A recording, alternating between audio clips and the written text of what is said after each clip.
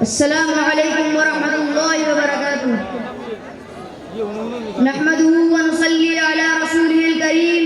اما بعد فقد قال الله تبارك وتعالى في القرآن المجيد اعوذ بالله من الشيطان الرجيم بسم الله الرحمن الرحيم ذلك الكتاب لا ريب فيه هدى للمتقين وقال النبي صلى الله عليه وسلم خيركم من تعلم القرآن وعلمه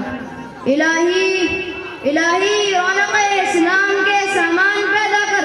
الہی رونق اسلام کے سامان پیدا کر دلوں میں مؤمنوں کے الفت قرآن پیدا کر صدر محترم بزرگان دین اور حاضرین جلسہ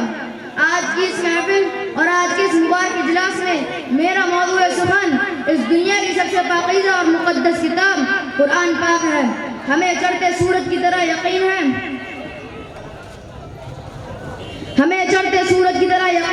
کہ اس کا ایک ایک حرف سچا اور صادق ہے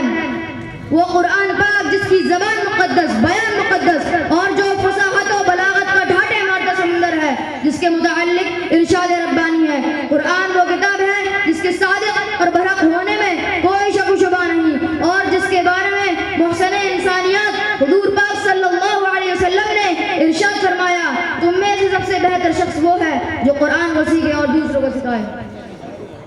دعا کیجیے خدا تعالی ہم سب کو قرآن پاک کی دولت سے مالا مال فرمائے نوجوان دوستو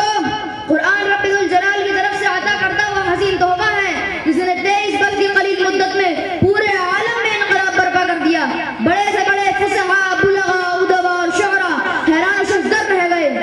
جس کی آیتوں کو سننا پڑتا دل بھی موم ہو گیا نوجوان دوستو یہی وہ قرآن ہے جو رہتی دنیا تک کے انسانوں کے لیے سراپا ہدایت اور رحمت ہے یہی وہ قرآن ہے جس نے رسول کی رسالت کو آزاد بخشا یہی وہ قرآن ہے جس نے پس مردہ قلوب کو تازگی بخشی یہی وہ قرآن ہے جس کی برکت سے جنات و شیاطین کا آسمانوں پر جانا بند ہوا یہی وہ قرآن ہے جس کی برکت سے عزت و رفعت کی شامیاں نکل گئے یہی وہ قرآن ہے جس کی بدولت محبوب حقیقی کی رضا نصیب ہوتی ہے یہی وہ قرآن ہے جو سچائی اور امانت داری کا درس دیتا ہے یہی وہ قرآن ہے جس کی بدولت عمر فاروق رضی اللہ تعالیٰ کو ایمان نصیب ہوا یہی وہ قرآن ہے جس نے ذہن قوتوں کو جلا بخشی یہی وہ قرآن ہے جس کی برکت سے اجڑے چمن میں بہار پیدا ہوئے محترم حضرات آج کے اس نازک دور میں حفظ کلام پاک کو فضول سمجھا جاتا ہے اس کے الفاظ رٹنے کو حماقت بتلایا جاتا ہے کہا جاتا ہے اس کا رٹنا اور بے سمجھ سے پڑھنا بے سود ہے افسوس افسوس اس قرآن پاک کے بارے میں ہمارے ایسے خیالات کہ اس کے بارے میں شہنشاہ بدخا حضور پاک صلی اللہ علیہ وسلم ارشاد فرماتے ہیں اقرا وارتقی ورتل کما كنت ترتل فی الدنیا فإن منزلک عند آخر آیت تقرأها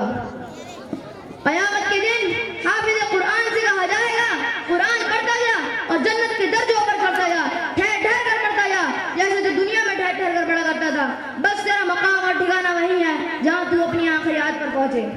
یاد رکھو یہ قرآن دنیا کی سب سے بڑی نعمت ہے زمین آسمان چاند سورج ستارے کوئی اس نعمت کا مقابلہ نہیں کر سکتے یہ قرآن رب کائنات کا سب سے مقدس اور عظیم کلام ہے اور کیوں نہ ہو جبکہ اس کے اتارنے والا امین جس کے ذریعے اتارا وہ بھی امین جس ذات پر نازل کیا وہ بھی امین جس مقام پر نازل کیا وہ تمام مہینوں سے افضل جس مہینے میں نازل کیا تو وہ تمام مہینوں سے افضل جس رات میں نازل کیا وہ 1000 مہینوں سے بہتر اللہ کا یہ مقدس اور عظیم کلام تمام کلاموں سے بہتر اور افضل ہے حدیث پاک میں آتا ہے فضل کلام اللہ علی سائر کلامی کفضل اللہ علی خلقی اللہ کے کلام کو تمام کلاموں پر ایسی ہی فضیلت ہے جیسے خود حق تعالی شانوں کو تمام مخلوقات پر خدا تعالی کے پیارے نبی ارشاد فرماتے ہیں کہ جس نے قرآن پڑھا اور اس پر عمل کیا آخرت کے دن اس کے والدین کو سورج سے بھی تیز روشن تاج پہنایا جائے گا اور کرنے کا مقام ہے کہ جب والدین کو اس گناہ کے دن انعام سے نوازا جائے گا تو خود پڑھنے والے کا مرتبہ اور عالم کیا ہوگا حضرات قیامت کا میدان ہوگا ایسے 10 لوگ جن پہ جہنم واجب ہو چکی ہوگی حافظ قرآن اپنے رب کی بارگاہ میں سفارش کرے گا اور پروردگار عالم اس کی سفارش قبول کرے گا اور اس حافظ قرآن کی بدولت ان 10 لوگوں کو نجات عطا ہوگی وآخر دعوانا الحمدللہ رب العالمین. ماشاء اللہ. اس کے بعد ہم محمد زہیر